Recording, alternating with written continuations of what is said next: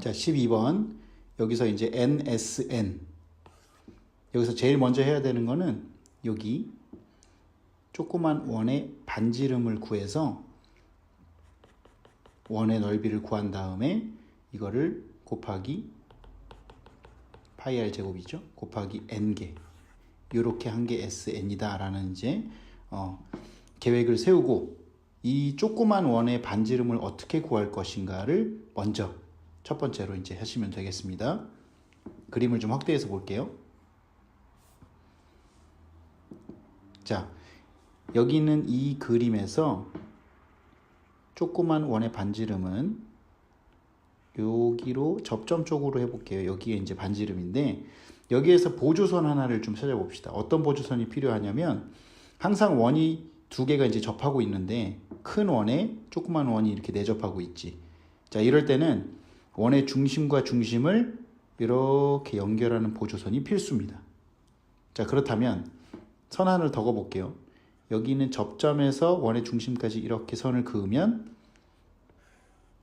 자, 원의 반지름이 큰 원의 반지름이 2라고 했으니까 요만큼이 2. 근데 그 중에서 여기 있는 요 부분은 또 반지름이잖아. 그래서 C라고 했을 때 C5의 길이는 2 빼기 R이라고 생각이 되겠죠. 게다가 여기에서 접점하고 이루는 각도는 90도이기 때문에 2 빼기 R과 R의 어떤 부분을 생각을 할 수 있습니다. 여기 T라고 했을 때 OT의 길이는 사실 별 의미가 없어요. 왜냐하면 우리가 반지름을 삼각함수 쪽으로 바꾸는 게 여기서 제일 중요한 거기 때문에 OT의 길이를 구해서 피타고라스나 이런 걸 하는 게 아니고 지금 먼저 해야 되는 건 뭐냐면 요만큼의 각도가 어떻게 나타낼지 n으로 표시되겠죠? 요거를 빨리 나타내는 게 제일 중요합니다. 자, 그런데 여기서부터 이렇게 한 바퀴를 생각해 보면은 한 바퀴는 2파이란 말이야. 근데 선 하나를 더 그어볼게요. 이 원 하나를 이렇게 봤을 때 요만큼은 어떻게 되냐면은 여기 부분은 2파이를 n으로 나눈 녀석이 됩니다. 근데 여기 각도는 그거의 또 절반이지.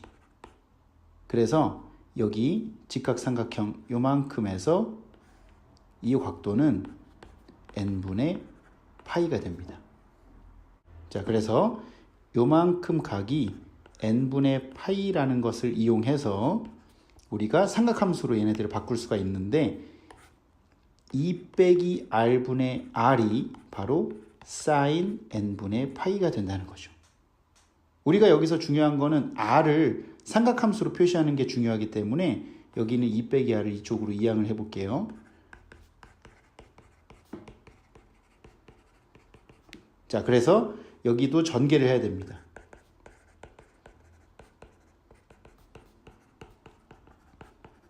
그래서 r을 한쪽으로 모아 볼게요. r 더하기 r sin n분의 파이는 2 sin n분의 파이. 자, 그래서 r로 묶어 보면은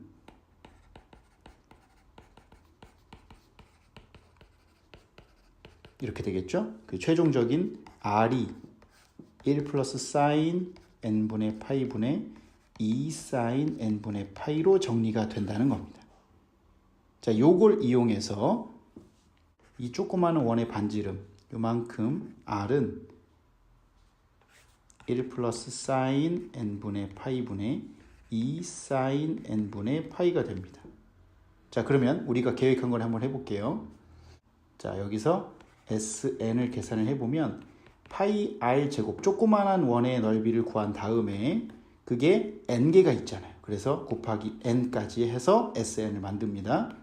그럼 파이 저 위에서 구한 1 플러스 sin n분의 파이분의 2 sin n분의 파이 곱하기 n 이렇게 되겠죠. 제곱이 빠졌네요.